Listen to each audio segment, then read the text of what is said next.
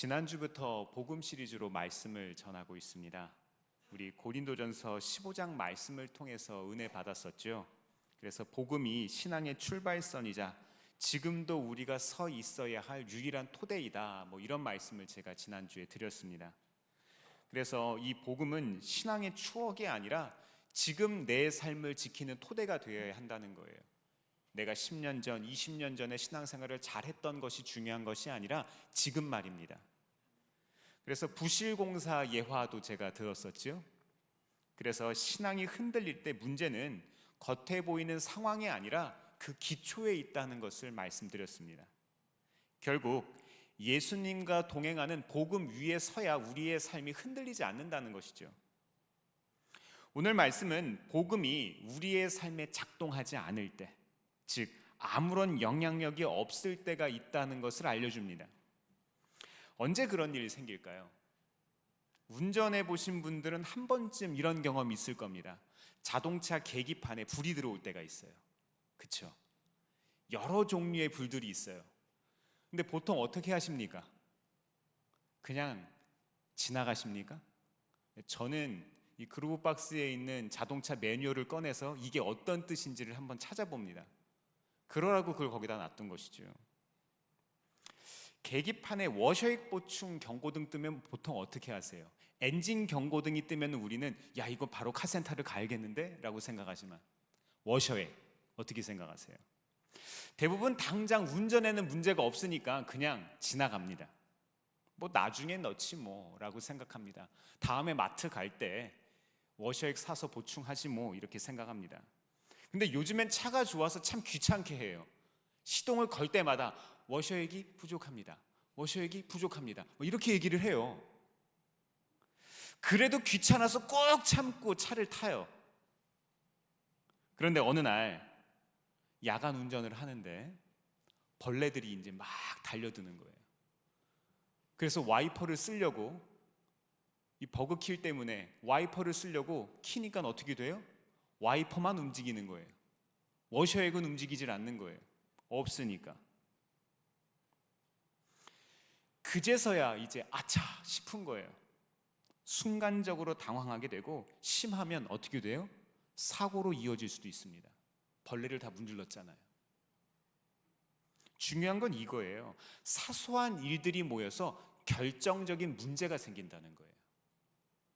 엔진 경고등이 아니라 워셔액 경고등이었습니다. 사소한 일들이 결정적인 순간에 치명적인 문제가 되더라는 것이죠. 우리 신앙도 마찬가지입니다. 평상시엔 누구나 보통 성도들의 모습으로 잘 보여요. 옆에 계신 분들 한번 잠깐 볼까요? 썩 멋있잖아요, 그렇죠? 옷도 좋은 거 입고 오셨고, 그렇죠? 예배 드릴 수 있고요, 봉사도 할 수 있고, 모태신앙일 수 있고, 직분자일 수도 있어요. 네, 우리는 다 괜찮아 보입니다. 하지만 복음이 삶의 중심에 빠져 있을 때 삶에 문제가 생기면 민낯이 드러나는 거예요. 밑바닥이 보이는 거예요. 오늘 바울은 이미 교회가 세워진 로마 교회 성도들에게 복음의 메시지를 전하고 있어요. 세워야 하는 것이 아니라 이미 세워진 교회. 복음이 지금 당신의 삶에서 작동하고 있는지를 묻고 있는 거예요. 오늘 우리가 읽은 로마서는요, 로마 교회를 향한 바울의 편지를 쓴 겁니다. 바울 서신의 다른 교회들과 다른 점은요, 직접 바울이 세운 교회가 아니라 편지로 쓴 교회라는 거예요. 비대면으로 세운 교회예요. 그럼에도 바울은 로마 교회에 가장 담대하게 복음의 메시지를 전하고 있어요. 바울 신학의 정수와도 같은 메시지가 로마서 말씀이거든요. 왜 그랬을까요? 성도들이 길을 잃게 하지 않기 위해서. 이 사람들이 지금 길을 잃을까 봐. 로마는 당시 세상의 중심이었습니다. 군사나 법, 경제, 문화, 모든 것의 중심지였어요. 모든 길은 어디로 통해요? 로마로 통한다. 그렇죠? 우리 다 잘 알잖아요. 어디에 가면 어디의 법을 따라라? 로마. 그렇죠? 사람들은 로마를 영원한 도시라고 믿었습니다. 이 로마의 번영은 끝이 없는 줄 알았어요. 하지만 로마 교회 성도들 대부분은 사회적으로 힘 있는 기득권들이 아니었어요. 노예나 이방인 출신들이 많았습니다. 사회에서 이름 없이 살아가는 평범한 사람들이 대다수였어요. 물론 브리스길라와 아굴라처럼 어느 정도 경제력과 지위를 가진 사람들도 있었어요. 하지만 로마 제국 기준으로 보면 이 교회라고 하는 공동체는 결코 강한 집단이 아니었어요. 이런 상황에서 바울은 이 사람들에게 세상에 물들지 않아야 합니다. 담대하게 나는 복음을 부끄러워하지 않습니다. 이렇게 이야기한 거예요. 로마는 힘으로 세상을 지배했지만 영혼을 구원할 수는 없었습니다. 예수님만이 길이요, 진리요, 생명이십니다. 구원은 오직 복음으로만 주어집니다. 자, 그렇다면 오늘 우리에게 주시는 첫 번째 복음의 비밀은 뭘까요? 복음은 우리를 살리는 하나님의 능력입니다. 로마서 1장 16절 같이 읽어보겠습니다. 시작. 나는 복음을 부끄러워하지 않습니다. 이 복음은 유대 사람을 비롯하여 그리스 사람에게 이르기까지 모든 믿는 사람을 구원하는 하나님의 능력입니다. 아멘. 이 바울은요, 복음을 이야기를 하면서 가장 먼저 누구의 태도를 이야기하고 있죠? 말씀을 잠깐 다시 좀 볼까요? 나는 복음을 뭐 하지 않는다고요? 부끄러워하지 않는다. 누가? 네가? 아니요, 내가. 나를 이야기하는 거예요. 믿음의 고백은 나부터 시작한다는 것이죠.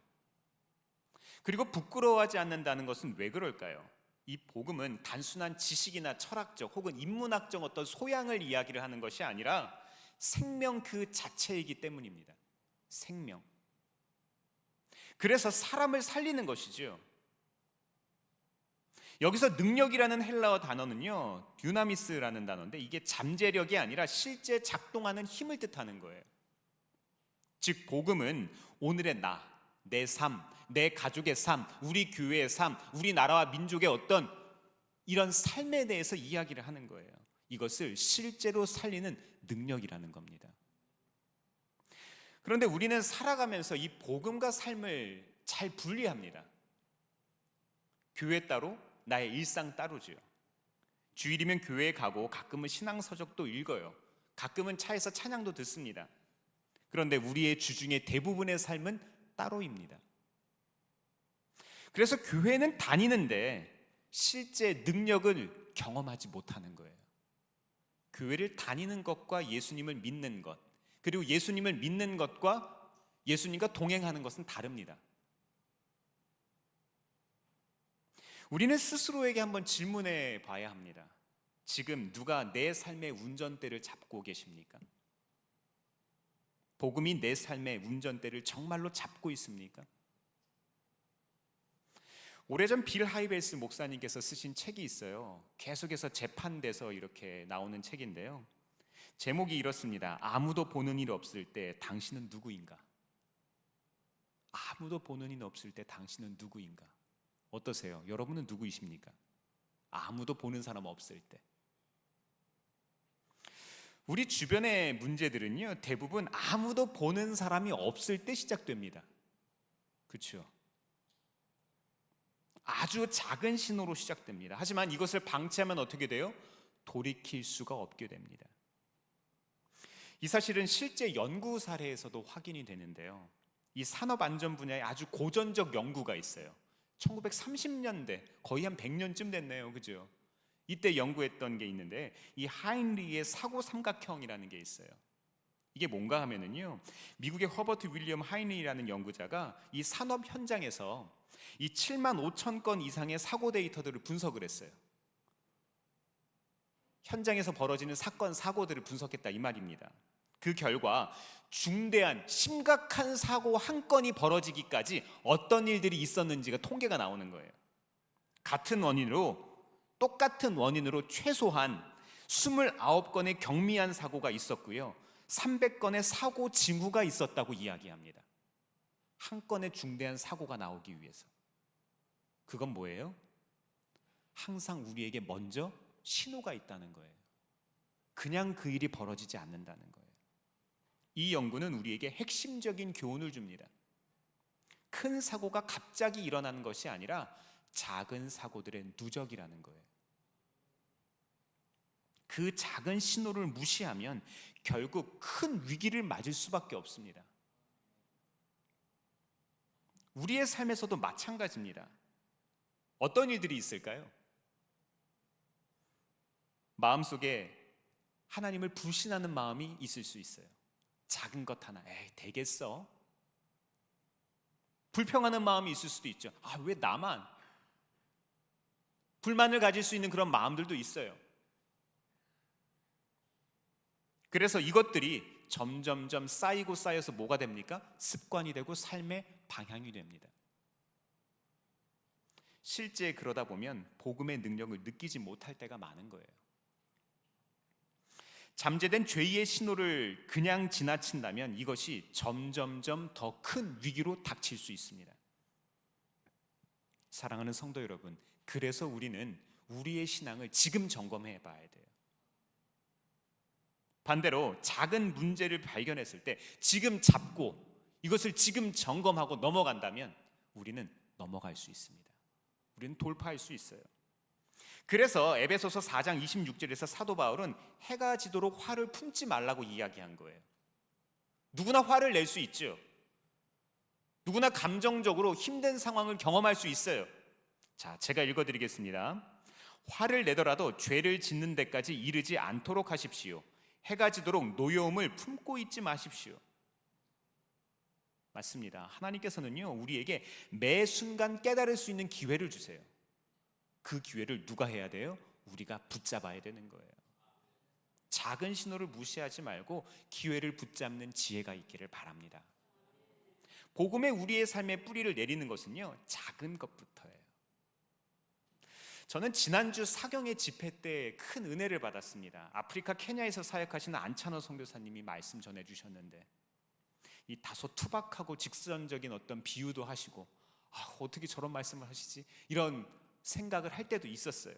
근데 제 마음에 감동 주신 말씀이 있어요. 네가 가장 아까워하는 것을 하나님께 드려라. 선교사님이 아프리카 성도님들에게 늘 설교하시고 권면하는 말씀이시래요. 올바른 예배란 무엇인지 가르치기 위해서 이런 표현을 사용하신다고 하는데, 생각해 보세요. 아프리카 사람들 가져봐야 뭘 얼마나 가지고 있겠습니까?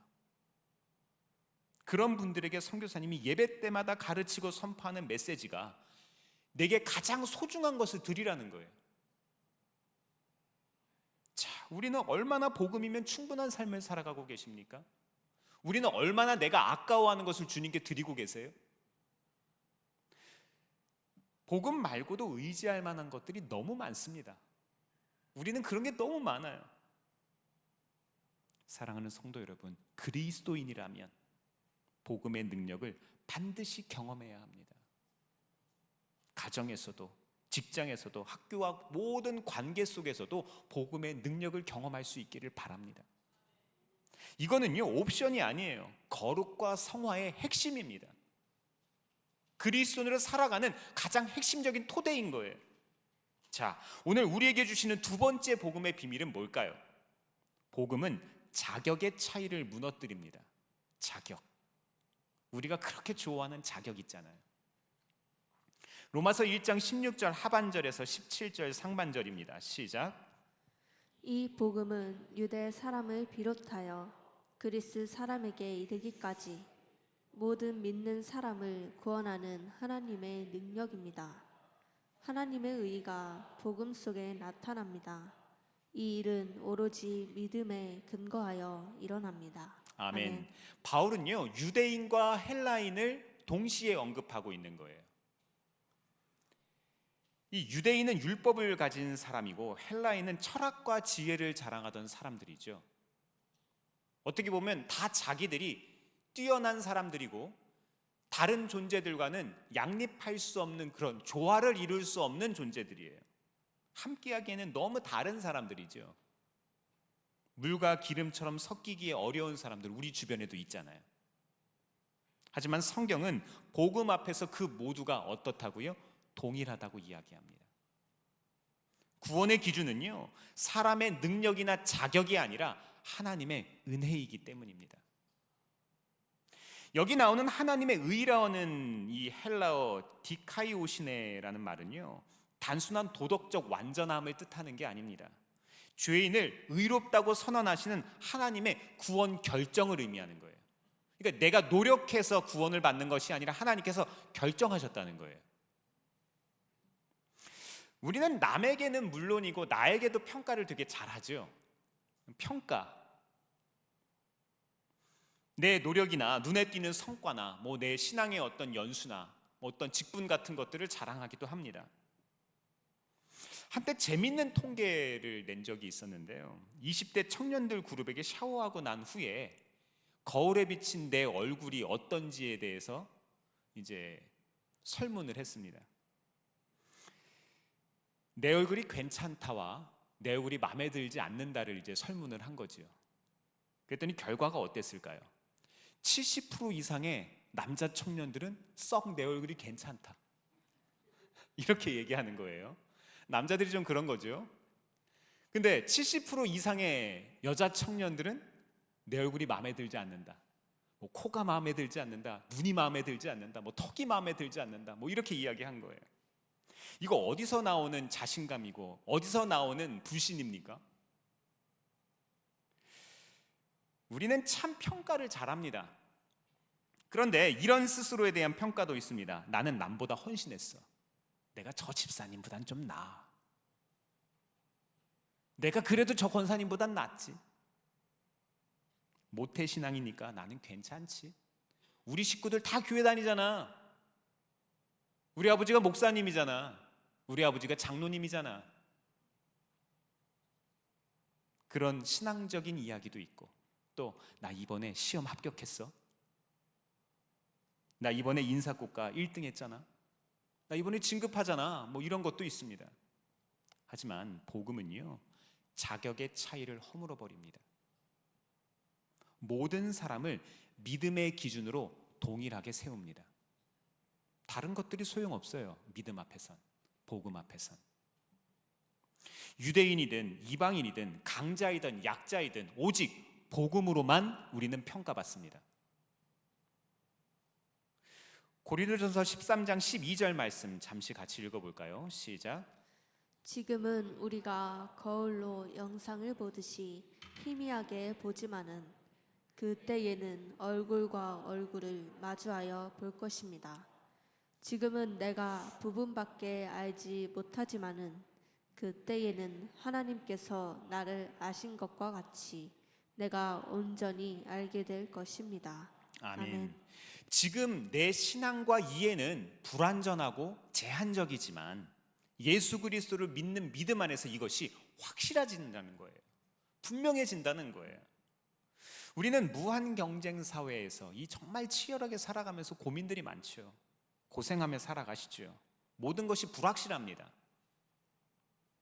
장년들은 직장과 가정의 책임 속에서 힘들어하고요. 또 청년들은 학업과 취업 준비 속에서, 또 다음 세대들은 또 우리가 말 못하는 다양한 압박들이 있죠. 애들도 힘들게 살아요. 어떤지 아십니까? 저와 같이 친하게 지내던 한 전도사님께서 학교 대학원에서 실습을, 전도 실습을 한다고 해서 이 봉담에 있는 앞에 있는 초, 중, 고등학교를 한 주씩 방문해서 아이들에게 전도를 했대요. 초등학교 간 그 주간에는 애들이 모두 환하게 웃으면서 실내 아주머니를 막 돌리면서 학교를 가더래요. 와 하면서 학교를 가는 거예요. 애들이 밝고 명랑하죠. 초등학교잖아요. 중학교 방문한 주간에는 애들이 어떤 애들은 핸드폰을 보기도 하고 친구를 만나면 대화를 하기도 하고 그냥 평범하게 걸어가더래요. 근데 고등학교 간 주간에 보니까 애들이 다 이러고 가더래요. 요즘 오죽하면 바닥에 신호등이 있어요. 횡단보도에. 아시죠? 얼마나 바닥을 보고 다니면. 정도의 차이만 있을 뿐 우리 모두 쉽지 않은 삶을 살아갑니다. 저도 공감합니다. 주님께서도 그걸 아세요. 참 많은 자격이 필요한 시대를 살아가고 있어요. 이에 대해서 로마서는 그런 차이를 허물고 오직 믿음으로 설 수 있는 유일한 길을 제시합니다. 그게 뭐라고요? 복음. 그게 복음인 거예요. 우리는 왜 믿음으로 서야만 할까요? 우리의 능력과 조건이 한계가 있기 때문에 그렇습니다. 오직 믿음으로만 삶이 흔들리지 않는 거예요. 사랑하는 성도 여러분, 복음의 능력으로 살아갈 수 있기를 바랍니다. 혹시 아직도 나는 부족하다며 주저앉고 싶으세요? 복음은 자격을 묻지 않습니다. 하나님의 의는 우리의 성과가 아니라 우리를 향한 하나님의 은혜이기 때문이에요. 하나님의 은혜. 오늘도 오직 믿음으로 꼭 설 수 있기를 바랍니다. 자, 오늘 우리에게 주시는 세 번째 복음의 비밀은 뭘까요? 복음은 내 삶에 연결될 때 비로소 능력이 됩니다. 17절 말씀 같이 한번 읽어보겠습니다. 시작. 하나님의 의가 복음 속에 나타납니다. 이 일은 오로지 믿음에 근거하여 일어납니다. 이것은 성경에 기록한 바 의인은 믿음으로 살 것이다 한 것과 같습니다. 아멘. 그렇습니다. 의인이란 자기 힘으로 버티는 사람이 아니에요. 믿음으로 살아가는 사람, 하나님을 바라보는 사람, 이 사람이 의인이고 믿음 있는 사람입니다. 근데 우리의 삶에서 복음이 체감되지 않는 이유, 여전히 그런 이유가 어디에 있을까요?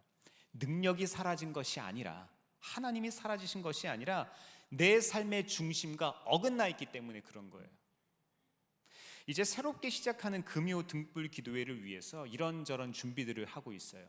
말씀 준비는 물론이고 여러 가지 오랫동안 코로나 기간 동안 소예배당을 안 쓴 부분이 있기 때문에 그 예배 시설이나 음향 장비, 악기 같은 것들도 이제 조금씩 손을 보고 있어요.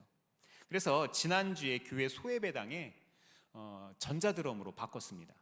기존의 그 어쿠스틱 드럼을 정리를 하고요.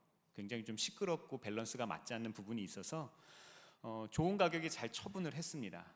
그리고 또 검색을 하다 보니까 좋은 가격의 신품급의 이 좋은 중고 제품을 하나를 드릴 수 있었어요. 제가 찾고 있던 제품의 인터넷 그 소비자가가 300만 원이 조금 넘었거든요. 그러니까 최저가가 그렇다는 거예요. 근데 장터에 160만 원대에 올라온 거예요. 괜찮죠? 상태도 거의 새 거 같았고 집에 모셔놓은 거예요. 근데 감사하게도 10만 원 내고 해주신다고. 이거 사야 돼요? 말아야 돼요? 사야죠. 그래서 그날 당장 밤 10시에 저희 아들을 데리고 경기도 시흥을 갔습니다. 그런데 설치하고 봤더니 이 발로 밟는 베이스 드럼 킥 부분의 패드가 작동을 안 하는 거예요. 먹통인 거예요. 제가 바보는 아니거든요. 이렇게 저렇게 연결해봐도 잘 안 되는 거예요. 이거 참 난감한 상황입니다. 그래서 다음날 야마하 서비스 센터에 연락을 했습니다. 케이블이 잘못 꽂혀 있었어요. 이런 말도 안 되는 해프닝을 겪으면서 한 가지 깨달은 게 있습니다. 복음도 마찬가지입니다. 삶에 연결될 때 비로소 능력이 나타나는 거예요. 잘못 연결되면 연결해도 소용이 없습니다. 복음이 약해진 것이 아니라, 능력이 사라진 것이 아니라 다만 삶의 중심과 연결되지 않았을 뿐입니다. 복음은요, 주일 설교만 듣는다고 능력이 생기는 것이 아닙니다. 예배 시간에 붙어 있을 때는 체감되지 않죠. 잘 몰라요. 비슷하잖아요, 우리. 내 속에 뭐가 있는지 아무도 몰라요. 그런데 결정의 순간, 관계의 갈등 속에서, 불안과 두려움 앞에서 손해를 감수해야 할 때 드러나게 됩니다. 그때 나오는 거예요. 그때 복음이 연결될 때 비로소 능력으로 작동하더라는 거예요. 의인은 믿음으로 말미암아 살리라. 의인은 믿음으로 말미암아 살리라. 이 말씀은요, 위기 때만 믿음으로 버틴다는 게 아니에요. 그냥 버티지 마세요. 하루의 선택을 믿음으로 해보세요. 관계를 믿음으로 풀어가 보세요. 내 감정과 욕심보다 복음이 운전대를 잡게 하는 삶을 한번 살아보세요. 그래도 아직도 복음이 느껴지지 않습니까? 그렇다면 자책하지 않아도 됩니다. 오늘부터, 이제부터 하시면 돼요. 하나부터 하면 됩니다. 많은 것을 하려고 하지 마세요. 지금 내 삶에 무엇이 가장 중요한지, 내가 무엇을 가장 아까워하는지, 복음이 정말 운전대를 잡고 있는지를 점검해 보시기를 바랍니다. 사랑하는 성도 여러분, 복음을 우리의 삶의 주변부가 아니라 우리의 삶의 중심에 모셔드릴 수 있기를 바랍니다. 그때야 비로소 의인은 믿음으로 살리라는 이 말씀이 그냥 문장이 아니라 우리의 삶에 살아있게 됩니다. 오늘 우리는 로마서 말씀을 통해서 이 복음에 대한 세 가지 중요한 부분에 대해서 질문하고 답하고 있습니다. 복음의 능력이 없는 것이 아니라 우리의 삶에서 작동하지 않는다는 것. 이 복음은 사람을 비교하거나 줄 세우는 기준이 아니라 자격의 차이를 무너뜨리고 믿음으로 세우는 하나님의 은혜입니다. 자, 문제는 복음이 아니라 어디에 있다고요? 내게 있다고. 여러분은 복음을 알고 계십니까? 아니면 믿고 계십니까? 이제 삶 속에서 순간순간 예수님을 의식하며 살 수 있기를 바랍니다. 그분과 동행하는 것이죠. 예수님이라면 어떻게 하실까? 예수님이 무엇을 가장 기뻐하실까? 예수님이 무엇을 원하실까? 이것을 한번 우리의 마음속에 질문해 보세요. 0.5초만 멈춰 보세요. 내가 무언가 결정할 때, 내가 무언가 선택할 때 0.5초만 주님, 뭘 가장 좋아하세요? 뭘 가장 싫어하세요? 사랑하는 성도 여러분, 의인은 내 힘으로 버티는 사람이 아니에요.